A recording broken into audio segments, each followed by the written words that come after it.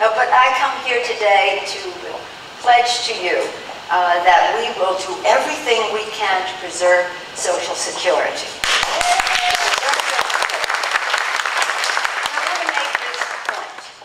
Because of his leadership in the Congress, and because he is so effective in bringing people together and bringing clarity to issues, Xavier Becerra, I was pleased to appoint him to the Deficit Reduction Commission.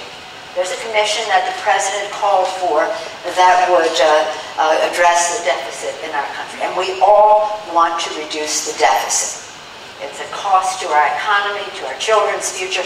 I'm a mother and a grandmother. I don't want to give any bills to my children when I go.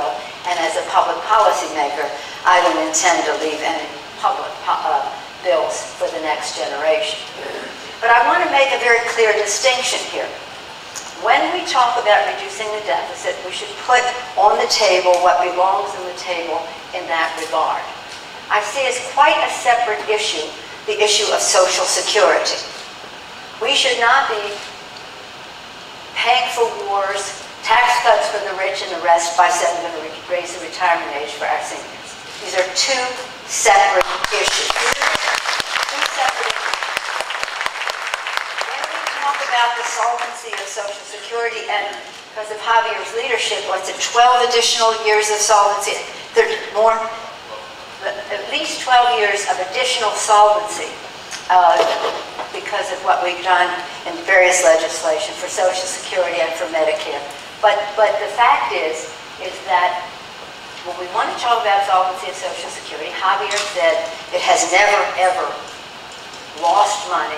It is a viable, effective initiative. So if we want to talk about the solvency, let's talk about how we keep Social Security solvent. Let's not say how we use it as a piggy bank to go do other things and then say, well, those didn't work, so now let's raise the retirement age. Two separate categories. And as long as we're talking along that vein, then we can have a conversation about the solvency of Social Security. And then we can have a conversation about reducing the deficit. And that's what we should do, and I know that with Javier's values that he brings to it, we'll have the appropriate conversation in that regard, but recognizing it as two separate subjects. So as we come here today, we want to wish Social Security a very happy birthday. We certainly want to wish Social Security many, many, many, many, not only years, but generations of future birthdays, and to recognize it as, again, a pillar of our society. Pillar of our society. So when people say to young people, do you think you're going to benefit from Social Security? They most certainly are, and they most certainly will. Because this isn't a program where those who haven't earned it will get it. You have to work a certain amount of time before you qualify for Social Security. And once you put in your time, that money is there for you until you die. I always try to explain to people, as I said before, Social Security is a pension plan, a life insurance policy, and a disability insurance policy. I try to tell young people who say they do these surveys that show that some young American adults who are working believe they'll see a Martian before they see a Social Security check when they retire. Well, I tell them, today, take a 30-year-old American with a family of two, a spouse and a family of two.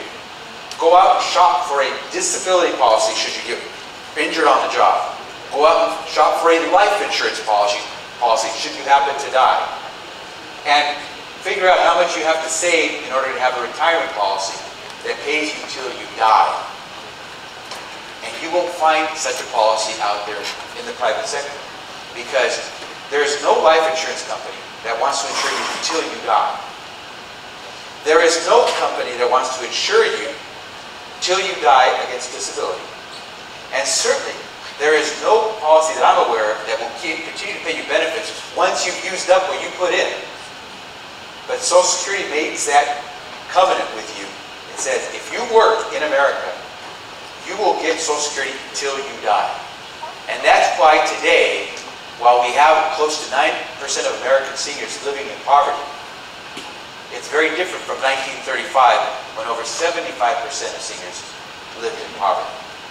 And if you you take those American seniors in 1935 who were minority, African American, Latino, Asian, the poverty rates for seniors of color in 1935 approached 95%.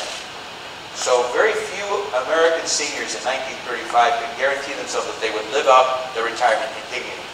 That's very different today, and that's principally because of Social Security and Medicare.